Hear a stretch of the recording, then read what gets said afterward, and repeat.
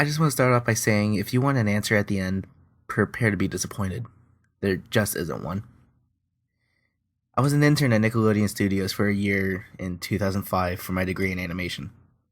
It wasn't paid, of course, most internships aren't, but it did have some perks beyond education. To adults, it might not seem like a big one, but most kids at the time would go crazy over it. Now, since I worked directly with the editors and animators, I got to view the new episodes days before they aired. I'll get right to it without giving too many unnecessary details. They had very recently made the Spongebob movie, and the entire staff was somewhat sapped of creativity, so it took them longer to start up the season. But the delay lasted longer for more upsetting reasons. There was a problem with the Series 4 premiere that set everyone and everything back for several months. Me and two other interns were in the editing room, along with the lead animators and sound editors for the final cut. We received the copy that was supposed to be Fear of a Krabby Patty, and gathered around the screen to watch. Now, given that it isn't final yet, animators often put up a mock title card, sort of an inside joke for us, with phony, oftentimes lewd titles, such as How Sex Doesn't Work, instead of Rockabye Evolve, when SpongeBob and Patrick adopt a sea scallop. Nothing particularly funny, but work-related chuckles.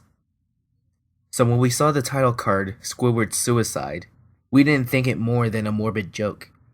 One of the interns did a small throat laugh at it. The happy-go-lucky music plays as is normal. The story began with Squidward practicing his clarinet, hitting a few sour notes like normal. We hear SpongeBob laughing outside and Squidward stops, yelling at him to keep it down as he has a concert that night and needs to practice. SpongeBob says okay and goes to see Sandy with Patrick. The bubble splash screen comes up and we see the ending of Squidward's concert. This is when things began to seem off. While playing, a few frames repeat themselves, but the sound doesn't. At this point, sound is synced with animation, so yes, that's not common. When he stops playing, the sound finishes as if the skip never happened. There's a slight murmuring in the crowd before they begin to boo him. Not normal cartoon booing that is common in the show, but you could very clearly hear malice in it. Squidward's in full frame and looks visibly afraid. The shot goes to the crowd with SpongeBob in center frame, and he too is booing, very much unlike him. That isn't the oddest thing though. What's odd is everyone had hyper-realistic eyes. Very detailed. Clearly not shots of real people's eyes, but something a bit more real than CGI. The pupils were red. Some of us looked at each other, obviously confused, but since we weren't the writers, we didn't question its appeal to children yet. The shot goes to Squidward sitting on the edge of his bed, looking very forlorn. The view out of his porthole window is of a night sky, so it isn't very long after the concert. The unsettling part is that at this point there is no sound. Literally no sound. Not even the feedback from the speakers in the room. It's as if the speakers were turned off, though their status showed them working perfectly. He just sat there, blinking, in this silence for about 30 seconds. Then he started to sob softly. He put his hands, tentacles, over his eyes and cried quietly for a full minute more, all the while the sound in the background very slowly growing from nothing to barely audible. It sounded like a slight breeze through a forest. The screen slowly begins to zoom in on his face. By slow, I mean it's only noticeable if you look at shots 10 seconds apart side by side. His sobbing gets louder, more full of hurt and anger. The screen then twitches a bit, as if it twists in on itself, for a split second then back to normal. The wind through the trees sound gets slowly louder and more severe, as if a storm is brewing somewhere. The eerie part is this sound, and Squidward sobbing. Sounded real. As if the sound wasn't coming from the speakers, but as if the speakers were holes the sound was coming through from the other side. As good a sound as the studio likes to have, they don't purchase the equipment to be that good to produce the sound of that quality. Below the sound of the wind and sobbing, very faint, something sounded like laughing. It came at odd intervals and never lasted more than a second, so you had a hard time pinning it.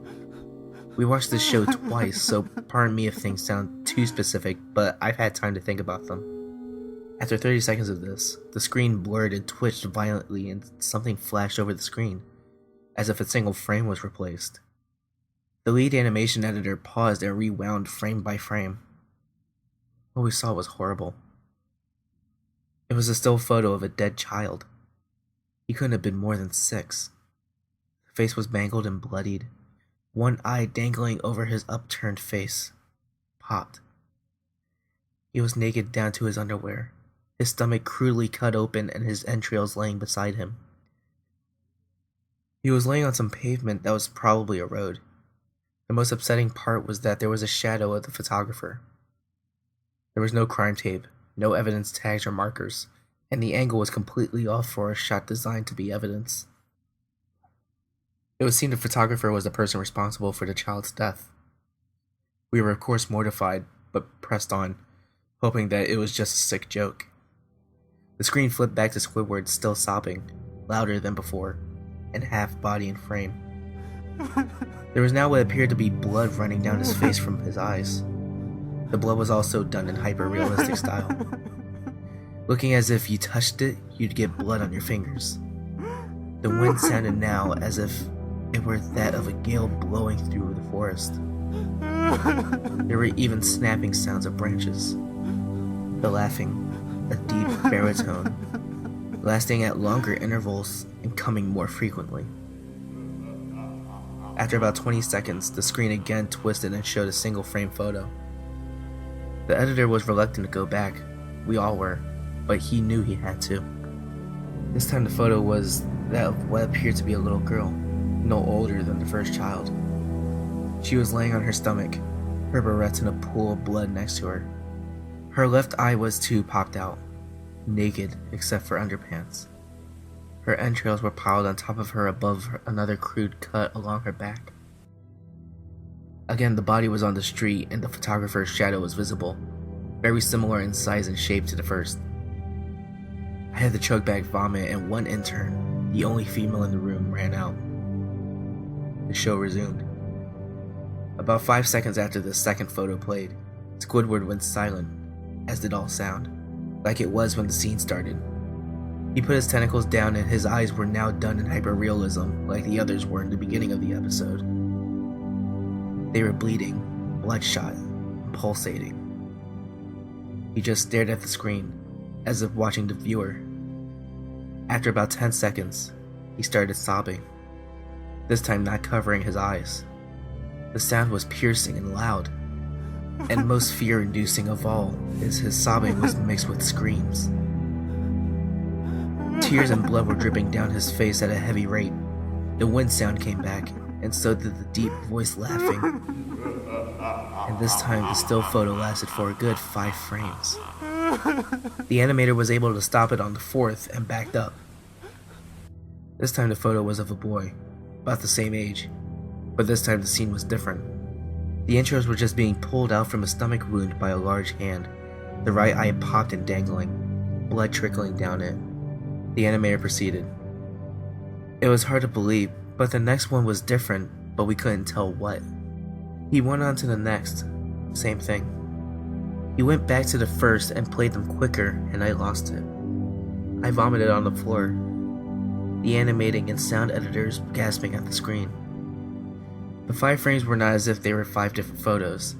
They were played out as if they were framed from a video. We saw the hand slowly lift out the guts. We saw the kid's eyes focus on it. We even saw 2 frames of the kid beginning to blink.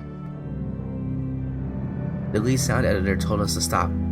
We had to call in the creator to see this. Mr. Hillenberg arrived within about 15 minutes. He was confused as to why he was called down there, so the editor just continued the episode. Once a few frames were shown, all screaming, all sound again stopped. Squidward was just staring at the viewer, full frame of the face, for about 3 seconds. The shot quickly panned out, and that deep voice said, "Do it." And we see in Squidward's hands a shotgun. He immediately pulls the gun in his mouth and pulls the trigger. Realistic blood and brain matter splatters the wall behind him and his bed, and he flies back with the force. The last 5 seconds of this episode show his body on the bed, on his side, one eye dangling on what's left of his head above the floor, staring blankly at it. Then the episode ends. Mr. Hillenberg is obviously angry at this. He demanded to know what the heck was going on. Most people left the room at this point, so it was just a handful of us to watch it again. Viewing the episode twice only served to imprint the entirety of it in my mind and caused me horrible nightmares. I'm sorry I stayed. The only theory we could think of was the file was edited by someone in the chain from the drawing studio to here. The CTO was called in to analyze when it happened. The analysis of the file did show it was edited over by new material. However, the timestamp of it was a mere 24 seconds before we began viewing it. All equipment involved was examined for foreign software and hardware as well as glitches, as if the timestamp may have glitched and showed the wrong time. But everything checked out fine. We don't know what happened, and to this day, nobody does. There's an investigation due to the nature of the photos, but nothing came to it. No child scene was identified and no clues were gathered from the data involved, nor physical clues in the photos. I never believed in unexplainable phenomena before, but now that I have something happen and can't prove anything about it beyond anecdotal evidence, I think twice about things.